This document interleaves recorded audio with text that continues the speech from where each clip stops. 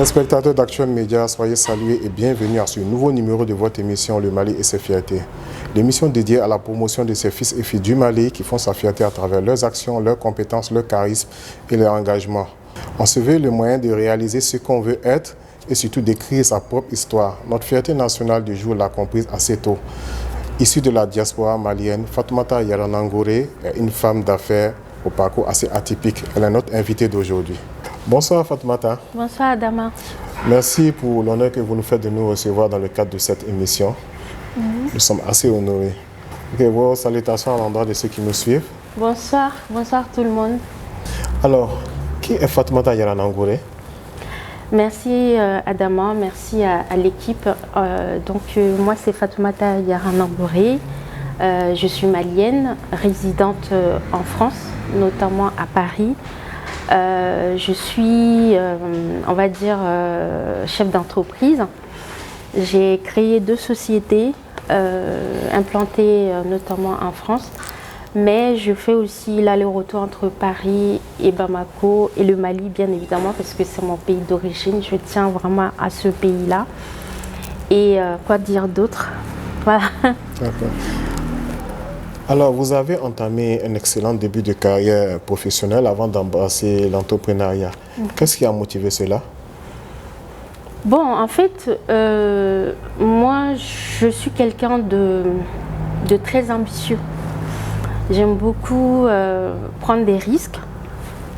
En fait, avant de partir en France, donc j'ai travaillé déjà au Mali pour pas mal de sociétés ici, que je ne vais pas citer, je me réserve le droit de citer. J'ai sillonné un peu le continent africain, parce que j'ai fait le Cameroun aussi, j'ai travaillé là-bas. Et vu que, comme je l'ai dit tout à l'heure, je suis très ambitieuse, je suis partie en France, déjà pour faire des études. Mais après, avec l'expérience, sur le plan professionnel, je me suis rendu compte que c'est vrai, il y a l'ambition, mais il y a aussi le fait d'être une femme. Et je me suis dit, il y a souvent on va dire, des préjugés sur la femme. Et j'avais besoin de cette indépendance, d'être moi-même. Et ce qui m'a poussée à me lancer dans l'entrepreneuriat. Parce que, bon, avec l'expérience africaine, j'ai vraiment voulu aller de l'avant. Et aussi, casser, on va dire, ces préjugés qui font que, voilà, la femme doit se marier, rester à la maison, ne pas travailler et tout. Donc j'avais besoin de cette indépendance en me disant que je peux aller au-delà de mes limites. Déjà, ne pas me limiter au fait de travailler déjà pour les autres. Enfin, c'est bien parce que ça m'a permis d'acquérir de l'expérience. Mais en même temps, je me suis dit c'est important de me lancer dans l'entrepreneuriat déjà pour prouver à moi-même que je suis capable de faire des choses, parce que la femme dispose des talents énormes par rapport à l'homme. Bien sûr, on peut dire que les hommes généralement dans la société, l'homme a une place importante dans la société, mais la femme aussi a une place importante. Donc je me suis dit, dans le domaine de l'entrepreneuriat, je peux me prouver des choses. Déjà être indépendante, mais aussi montrer aux jeunes filles qu'il est possible de faire des choses en tant que femme. Donc ce qui m'a poussée justement à me lancer dans l'entrepreneuriat. Avant de me lancer dans l'entrepreneuriat en France, j'ai participé à un concours, ce qu'on appelle le concours compétences et talents. J'ai représenté, on va dire, le Mali. J'ai été lauréate pour le Mali, ce qui m'a permis justement de lancer ma première société en 2012 d'ailleurs, qui a une ancienneté de 10 ans dans le domaine de la communication. Et en 2020, j'ai créé ma 2e entreprise dans le domaine du transport de luxe à Paris. Voilà. Depuis 2012, ça fait déjà, vous avez parcouru, je dirais, un long chemin, je vais dire. Exactement. Mais dans l'entrepreneuriat, beaucoup de gens ne voient que la partie difficulté. Je fais allusion à la prospérité de l'entreprise, mais ils ne voient pas le côté difficulté, échec. Est-ce que vous pouvez partager avec nous une histoire que vous avez vécue, qui a été vraiment difficile? Vous savez, comme au tout début, je vous ai dit que j'ai voulu me lancer des challenges. Je suis très ambitieuse. J'aime prendre des risques, en fait. Vous savez, dans l'entrepreneuriat, il est important d'échouer parce que c'est dans l'échec qu'on se relève. J'ai connu pas mal de difficultés, j'en ai connu plein. Vous savez, quand j'ai créé ma société en 2012, il y a souvent des gens qui m'ont beaucoup rabaissé en disant « Oui, mais tu es africaine, comment se fait-il que tu peux te lancer dans l'entrepreneuriat en France ?» Déjà, les Noirs qui réussissent dans l'entrepreneuriat, c'est très rare. Déjà, tu es malienne, tu es une femme et ça ne va pas être facile pour toi. Je me rappelle une fois, il y a une expérience qui m'est arrivée. J'ai travaillé dans une ville qui s'appelle Rouen, en Normandie. Et c'est là-bas d'ailleurs que j'ai créé ma société. Et on devait faire un voyage en Côte d'Ivoire avec d'autres chefs d'entreprise français. On était 60, à peu près 60 personnes, on était tous des chefs d'entreprise. Et du coup, quand on est arrivé à Abidjan, je faisais partie de la liste de ces personnes-là. On a été invité à l'ambassade de France à Abidjan, j'ai pas peur de le dire. Et il y a eu des gens qui m'ont souvent lancé des tics, qui me sont dit « Mais comment se fait-il que vous êtes l'assistante de la société Agenciara ?» J'ai dit on était à table. Il n'y avait pas beaucoup de femmes, je dirais même que j'étais la deuxième femme. Ça m'a choquée. Je me suis dit, déjà, cette personne se permet de me qualifier comme ça, en se disant, déjà, je suis noire, mais aussi le fait que je sois une femme. Donc, ça m'a tellement choquée que je n'ai pas répondu à la personne. Et j'avais un ami qui était à côté qui lui a répondu, qui a dit, mais non, non, non, c'est elle la patronne de sa société. Donc, il était gêné parce que tout le monde était à table et il ne savait pas, il s'est excusé. C'est des choses comme ça aussi qui arrivent.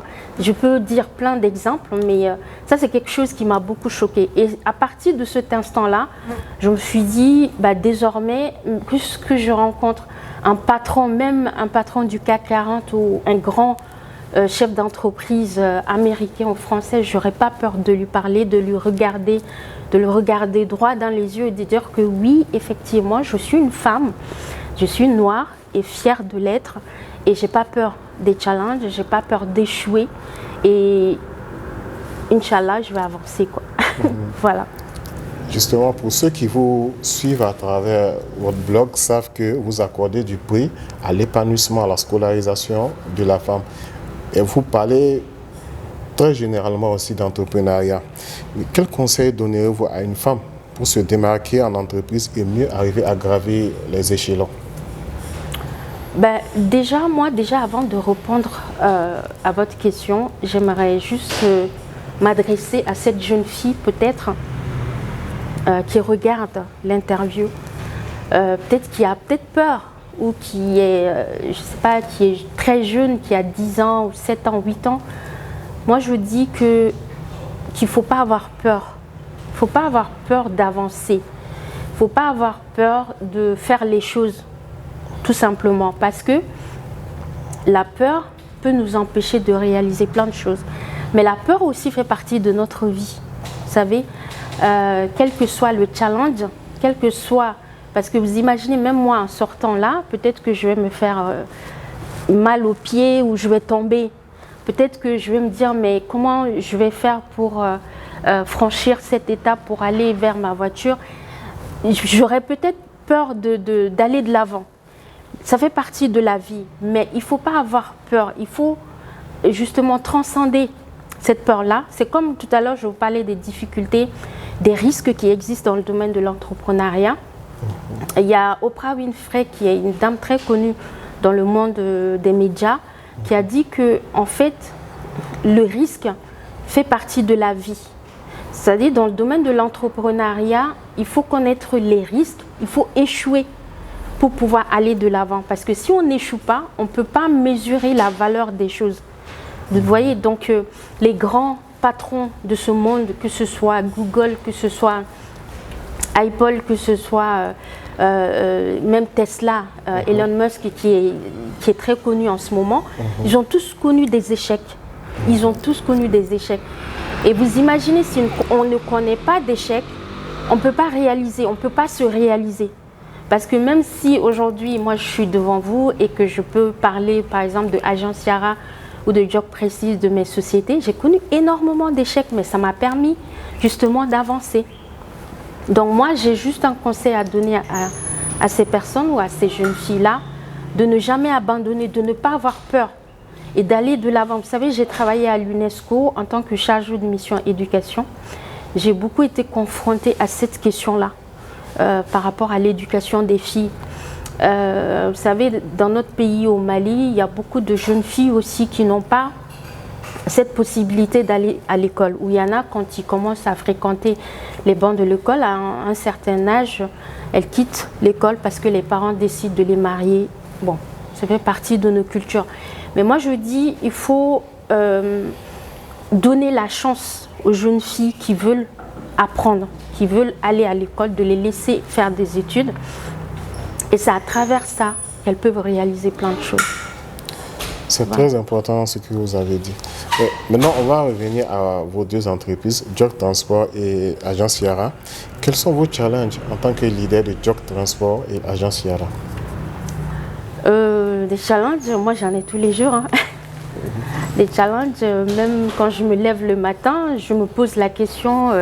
qu'est-ce que je vais réaliser aujourd'hui? Donc les challenges, j'en ai tous les jours.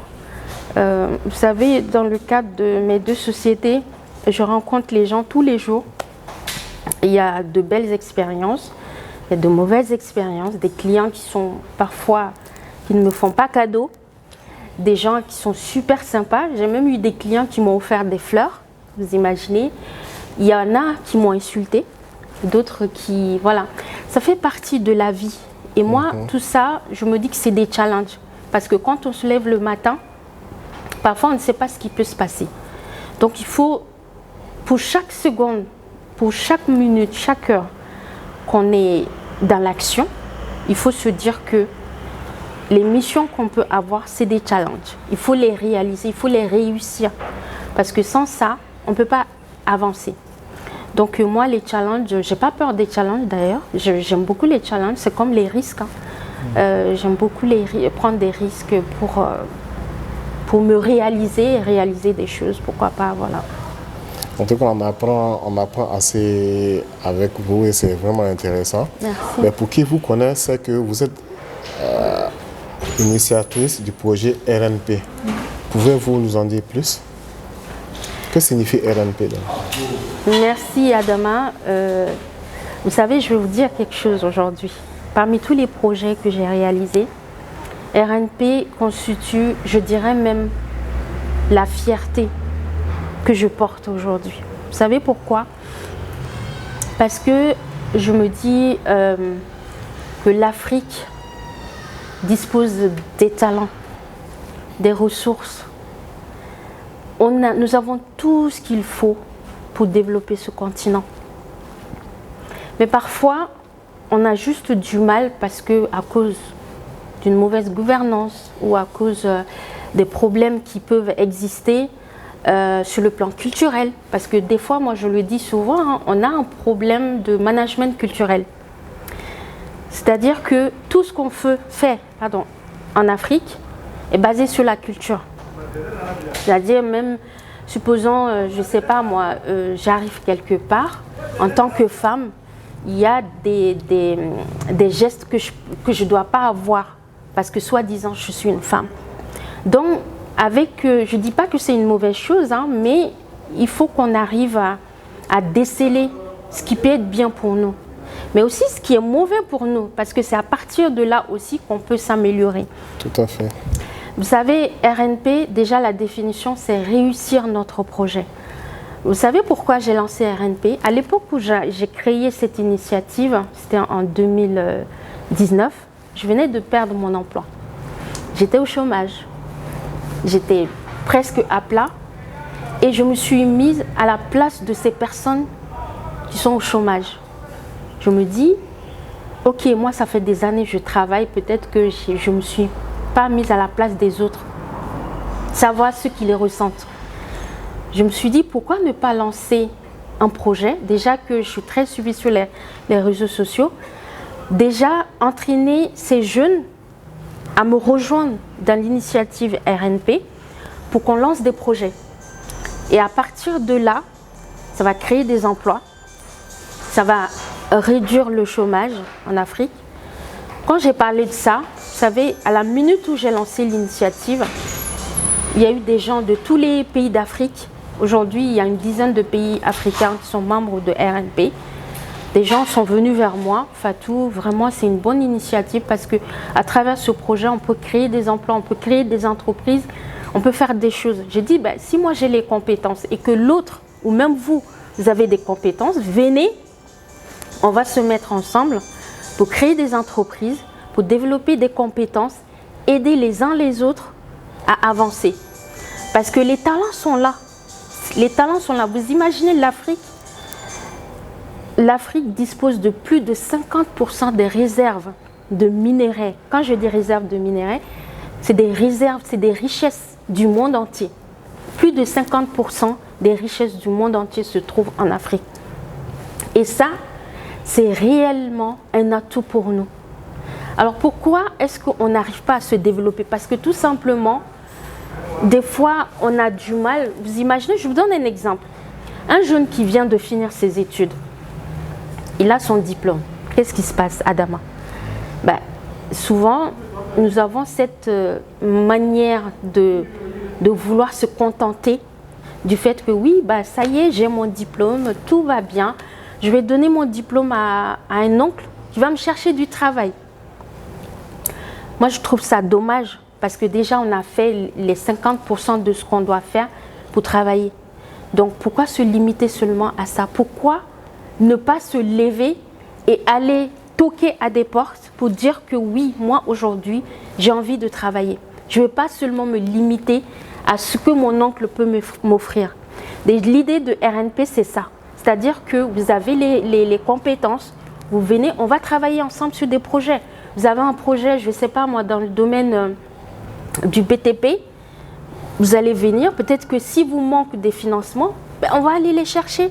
Si vous avez un projet dans n'importe quel secteur d'activité, vous venez, on se retrouve ensemble et puis on va travailler. Il faut qu'on arrête d'être trop attentiste parce que c'est ça le problème de l'Afrique.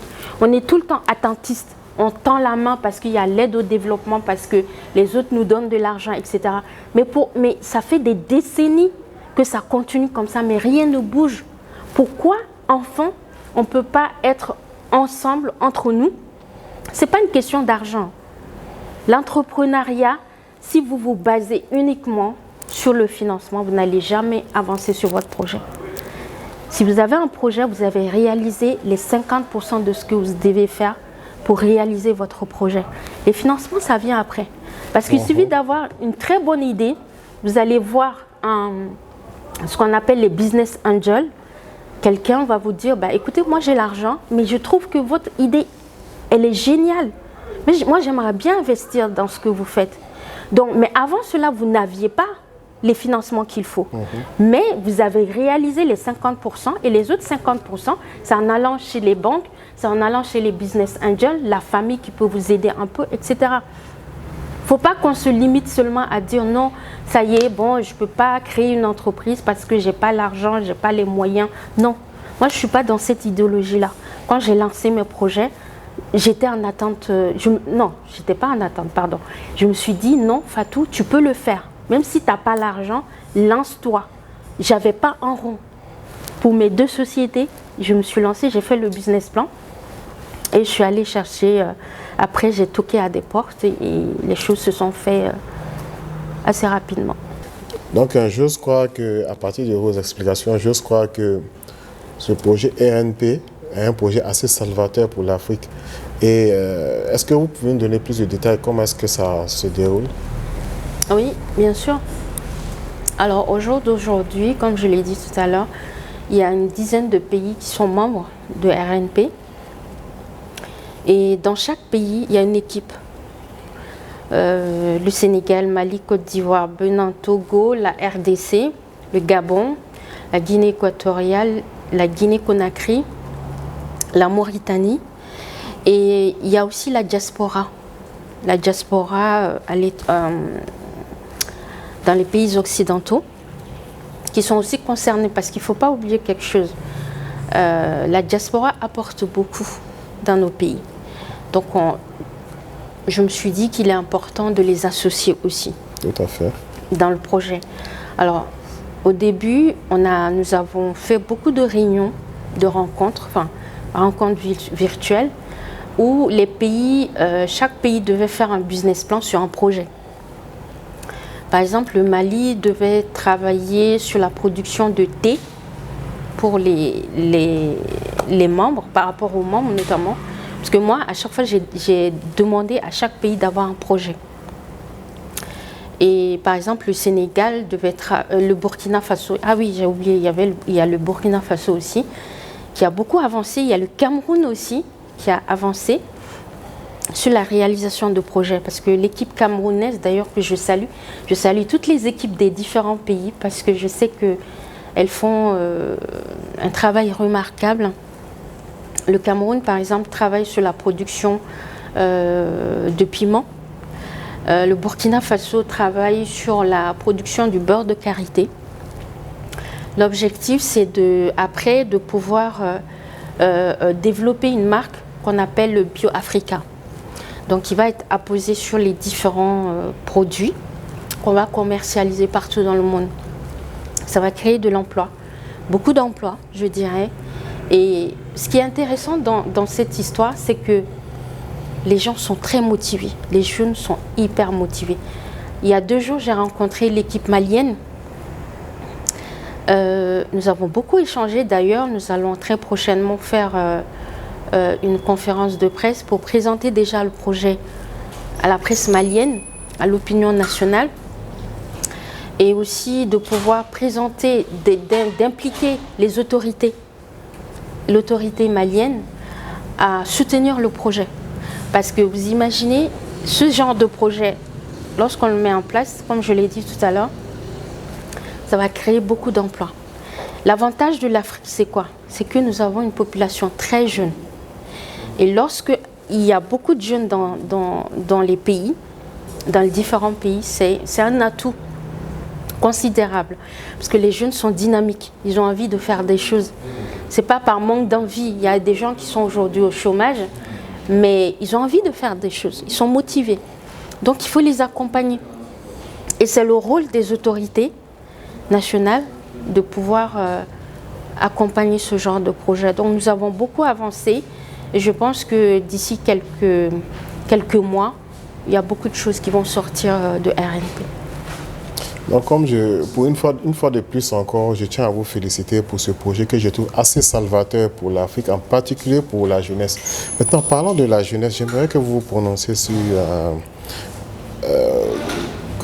quel est votre regard sur cette jeunesse qui prend ce risque d'opter pour l'immigration irrégulière par voie maritime?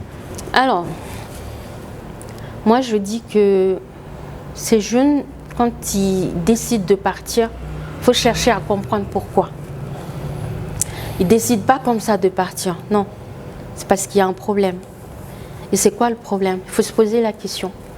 Parce que vous savez, en général, ce n'est pas l'envie d'aller en Europe. Moi, je dirais, il y a souvent des gens qui pensent, même en France, qui pensent que oui, l'immigration, les Africains, ils viennent, ils prennent nos boulots, ils font ci, ils font ça. Non. Il faut se poser la question, pourquoi? Ça ne veut pas dire que chez nous, dans nos pays, que les jeunes ne veulent pas travailler. Ce n'est pas ça. C'est parce que peut-être il y en a qui ont tellement essayé de s'en sortir, ils n'ont pas trouvé de solution. Alors la seule solution qu'ils trouvent des fois, c'est de prendre le risque de traverser la Méditerranée, de rejoindre l'Europe. Aujourd'hui, vous savez, moi je vois souvent sur les réseaux sociaux, il y a beaucoup de gens, de jeunes qui réussissent. Pourquoi ils réussissent? Parce qu'ils se disent que tout est à refaire en Afrique. Un pays comme le Mali. Aujourd'hui, moi je suis en France. Je suis aussi au Mali, en Afrique bien sûr. Mais aujourd'hui, le marché européen est saturé. Vous allez prendre chaque secteur d'activité. Les gens, il y a toujours quelque chose à faire. Un pays comme le Mali, tout est à refaire. Dans le BTP, dans dans tout ce qui est service, dans tout ce qui est... Il y a énormément de choses à faire. Que ce soit dans le commerce, que ce soit peu importe le secteur d'activité que vous allez cibler, vous pouvez proposer quelque chose de nouveau. Moi, je pense que si aujourd'hui, il faudrait que l'État s'engage vis-à-vis des jeunes. C'est très important. Parce que si les jeunes partent, il faut que l'État se pose la question pourquoi. Peut-être qu'on n'a pas fait ce qu'il faut faire pour empêcher les jeunes. Parce que si il y a ce qu'on appelle la fuite des cerveaux. Chaque jeune qui part, moi je dis que c'est une fuite de cerveau. Parce qu'un jeune qui prend l'engagement de traverser la Méditerranée, déjà il y a un risque qu'il ne va jamais rejoindre l'Europe et il ne peut pas revenir ici. Donc l'État doit s'engager, d'offrir quelque chose aux jeunes. Et de pouvoir, d'ailleurs c'est pour ça qu'il faut que les États, les autorités africaines, je ne parle pas uniquement pour le Mali, les autorités africaines puissent accompagner des projets comme RNP. Et si ils arrivent à faire ça, ça va réduire le chômage, ça va réduire la pauvreté et c'est vraiment une belle opportunité pour le continent africain. En tout cas, je ne peux que vous souhaiter bonne chance par rapport à cette initiative. Merci beaucoup. Donc, justement, l'Afrique est un continent qui dispose énormément de ressources, comme vous avez eu à le dire. Mais pourquoi, selon vous, l'Afrique ne se développe pas? C'est peut-être pour cette raison que les jeunes optent pour cette initiative que je dirais suicidaire, par exemple. Qu'est-ce que vous en pensez? Je dis tout simplement qu'il faudrait que nos gouvernants décident de changer les choses. Parce que, comme je l'ai dit tout à l'heure, la jeunesse africaine, elle est là, c'est un atout. Il y a des pays en Europe ou peut-être ailleurs où c'est des populations vieillissantes, où des fois ils cherchent même des jeunes. Les pays ne s'en sortent pas beaucoup. Mais nous, on a cet avantage d'avoir des jeunes dynamiques qui peuvent changer la donne. Peut-être qu'ils n'ont pas les outils nécessaires déjà de développer des compétences. Peut-être qu'on ne propose pas des formations adéquates pour les jeunes. Parce que moi, j'opte plus pour ce qu'on appelle les formations de métier que les formations universitaires. Je n'ai pas peur de le dire parce que vous imaginez aujourd'hui, il y a beaucoup de jeunes qui font de longues études. Imaginez un pays comme le Mali, qui est un pays pauvre. Mais je ne dis pas pauvre en termes de... On est quand même un pays riche, parce qu'on est 3e producteur d'or. On a toutes les ressources nécessaires pour développer ce pays-là. Le seul problème, c'est que, imaginez un jeune qui fait de longues études. À un moment donné, vu qu'il n'a pas les outils nécessaires pour développer des compétences, pourquoi? Parce que tout simplement, il fait 5 ans d'études ou 7 ans d'études pour ceux qui font de très très longues études pour la médecine ou autre. Il y en a qui s'arrêtent en mi-chemin. C'est parce que tout simplement, pour vivre, ils n'arrivent pas à joindre les deux bouts. Déjà, parce que la famille n'a pas les moyens. Donc, parfois, la famille compte sur ce jeune-là pour amener de l'argent, pour acheter à manger et tout ça. Tout le monde compte sur lui. Donc, à un moment donné, il se dit, je ne peux pas continuer et laisser ma famille dans la pauvreté. Donc, il s'arrête en chemin. Alors que s'il choisit de faire des formations de métier, par exemple, chef cuisinier, ça ne prend pas beaucoup de temps. Peut-être que 2 ans, 3 ans, maximum, peut-être, je dirais, il y a même des formations à quelques mois. Il va développer des compétences. L'hôtellerie ou la restauration a besoin de ces compétences-là pour évoluer. Donc moi, je pense qu'il faut favoriser les métiers rentables dans nos pays et ne pas uniquement se focaliser. Je vous donne un exemple. Moi, quand j'ai fait l'ENA, j'ai fait la première année de l'ENA. Je n'ai pas fait tout le cycle. J'ai décidé de faire l'ENA parce que j'avais des amis qui m'ont dit ils vont faire ENA. J'ai dit, ok, moi aussi je fais ENA. Alors que je ne savais même pas ce que c'était.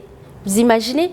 Donc, en fait, moi je pense que l'État a un rôle important d'information, de pouvoir informer les jeunes des différents métiers rentables pour les jeunes afin qu'ils puissent développer assez rapidement des compétences pour ne pas se retrouver au chômage.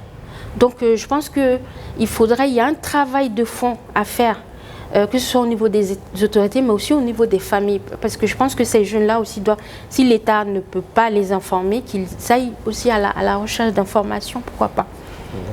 En tout cas, à travers votre réponse, je suis de plus en plus sûr que l'initiative RNP est vraiment une solution majeure même pour cette jeunesse africaine. Mais toujours derrière RNP, il y a certainement un message, une vision. Quel est ce message? Quelle est cette vision? Alors, le slogan même de RNP, c'est « Ensemble, nous pouvons ». Comme je l'ai dit au tout début, l'objectif, c'est pas de laisser un jeune dans son coin. L'objectif, c'est que lorsque un jeune a des problèmes, il vient voir RNP, il devient membre. S'il a des compétences, il partage avec les autres pour mettre quelque chose de concret en place. S'il n'a pas les compétences, il a la possibilité d'être formé pour pouvoir développer les compétences. L'objectif, c'est qu'on se retrouve tous ensemble. C'est ça le slogan de RNP. Ensemble, nous pouvons. C'est pas seul, je peux. Non. C'est-à-dire, on se retrouve entre nous, on fait des projets ensemble. Quelqu'un qui a un beau projet, il vient. On va aller chercher des financements. Quelqu'un qui a peut-être les moyens, qui se dit ben, j'ai pas d'idée, il vient, on va travailler ensemble. Et l'idée, c'est ça.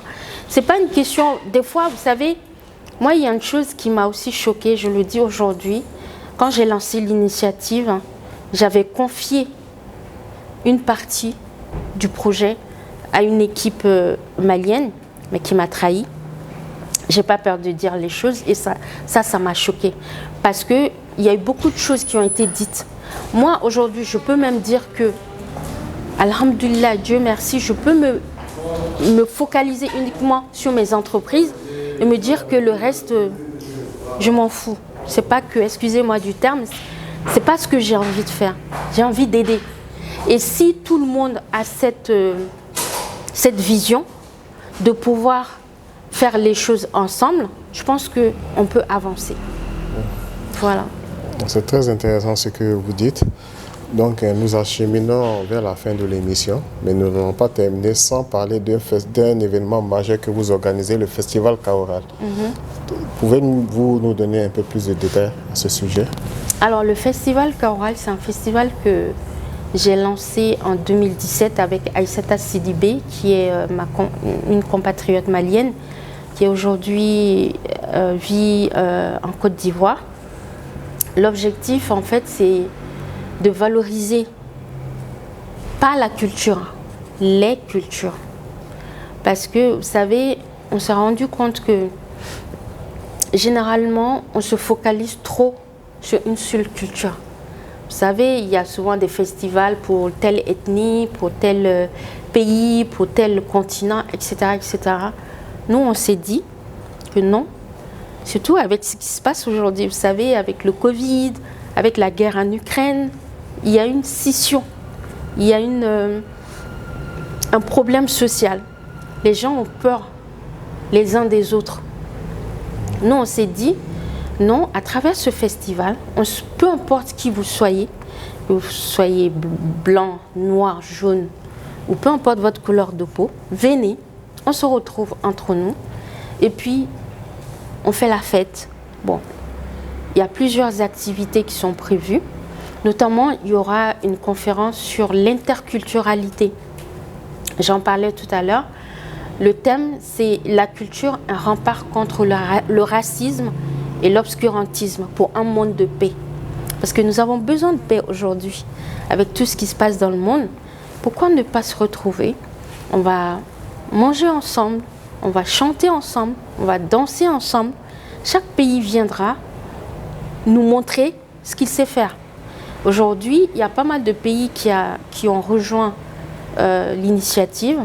D'ailleurs, je salue le Mali, je salue l'île Maurice, je salue la Gambie, je salue le Maroc. Et tous ces pays qui ont accepté de rejoindre l'initiative à Paris, ce sera pour le 9 juillet. Il y aura un défilé de mode, une élection de Miss Kaoral où les pays vont se confronter. On va élire la Miss Kaoral celle qui va mettre en avant, c'est pas par rapport à la beauté extérieure, hein, mais la beauté sur tous les plans. Donc il va parler de sa culture et le pays sera élu. En tout cas, moi je pense que c'est comme ça que je vois la chose. La jeune fille sera élue en tant que Miss Kawal parce qu'elle aura représenté son pays sur le plan culturel. Il y aura un défilé de mode, il y aura pas mal de stylistes, notamment Maria aussi qui va nous rejoindre. Pour les artistes, il y aura Safi Diabaté qui sera là, avec son mari Madou Sidiki Diabaté. Donc on va faire un grand concert. Il y aura d'autres artistes aussi des autres pays qui vont venir. Donc on va se retrouver entre nous pour passer un très très très bon moment. Mais en quoi est-ce que vous pensez que le racisme, en quoi est-ce que vous pensez que la culture peut constituer un rempart au racisme? La culture est une réponse à tout. La culture a une valeur importante dans nos sociétés. Parce que c'est grâce à la culture que tous ces pays vont se retrouver. S'il n'y avait pas la culture, est-ce qu'on allait parler de... Je ne sais pas, est-ce que la Gambie va rencontrer la France? Et d'ailleurs, il y a la France aussi, bien sûr. Je salue Djeneba, qui est la marraine du festival, avec M. Béza, qui est le maire de Montreuil. Djeneba, c'est la maire adjointe. D'ailleurs, je les remercie beaucoup parce qu'ils ont donné une grande salle pour faire l'événement. Et je pense qu'avec la culture, parce que grâce à la culture, avec ce festival, il y aura toutes les couleurs qui seront là. Et vous savez, je vous donne un exemple. J'ai une amie qui est de l'île Maurice. Lorsque je lui ai parlé de l'événement, elle m'a tout de suite dit « Ah Fatou, je veux être là, je veux représenter l'île Maurice parce que nous avons des choses à offrir. » Il y a des choses que je ne savais pas qui existent dans ce pays-là et que grâce à elle, j'ai appris. C'est ça la beauté de la culture. Parce qu'elle m'a parlé de tout ce qui est culinaire, de la beauté de son pays, parce que c'est une île, elle s'est laissée faire. Elle m'a tellement parlé de son pays, et elle m'a même invitée chez elle pour aller à l'île Maurice. J'ai dit ce serait avec plaisir. Il y a des choses que je lui parlais aussi par rapport à nos cultures maliennes et qu'elle a aimé. Il y a une similitude. Et tout ça, c'est grâce à la culture, à la beauté de toutes ces cultures-là. C'est pour ça que moi, je ne suis pas partisane de la pensée unique en disant que non, il faut une seule culture. Non, il faut des cultures pour se rassembler, créer une entente entre les peuples, qu'on soit solidaires entre nous, qu'on accepte nos différences aussi. C'est grâce à ça qu'on peut lutter contre le racisme et l'obscurantisme. C'est très intéressant ce que vous dites. Mais nous arrivons à la fin de cette émission. Et quel est votre mot de la fin? Merci Adama. C'est vrai qu'il y a eu un moment où on a beaucoup échangé et que vous m'avez parlé de pas mal de projets, notamment de Madeleine. Et j'ai eu un trophée grâce à vous et que j'ai même mis dans mon bureau. Et c'est très visible. Chaque fois que les gens rentrent dans mon bureau à Paris, ils voient le trophée Madeleine. Franchement, je tiens à vous remercier. Je salue aussi l'équipe, le technicien Aminata, merci. Merci à tous les Maliens, merci à toutes les personnes de bonne volonté qui nous accompagnent parce que moi aussi j'ai été accompagnée pour être là aujourd'hui. Il ne faut pas qu'on oublie de s'entraider parce que si on ne s'entraide pas, on ne pourra jamais avancer dans cette vie. Il ne faut pas qu'on soit solitaire. Quand quelqu'un a un projet, il faut en parler. Il faut aller toquer à des portes. Oui, j'ai un projet, j'ai envie de faire des choses. Je pense que Adama, même avec les projets que vous avez, c'est parce qu'il y a des personnes qui sont derrière vous. Tout à fait. Et c'est très important. Ce n'est que de cette façon, tout n'est pas lié à l'argent. L'argent, ça vient après. La valeur humaine est très importante. Il y a un slogan, je terminerai là-dessus, que j'aime bien. Dans le monde de l'entreprise, on dit souvent que la première chaîne de valeur de l'entreprise, c'est l'humain. Donc je termine là-dessus. Merci à vous. Merci. Chers téléspectateurs, le Mali et ses fiertés, c'est terminé pour aujourd'hui. J'ai été vraiment honoré de vous présenter cette émission avec Fatoumata Yaranangouré. Nous retenons d'elle une femme leader au service de sa patrie et au service aussi de son continent. En tout cas, Fatoumata, vraiment, merci et plein succès à vous. Merci à vous. Chers téléspectateurs, merci de nous avoir suivis. On vous donne rendez-vous pour un prochain numéro. D'ici là, excellente suite de programmes sur Actuel Média.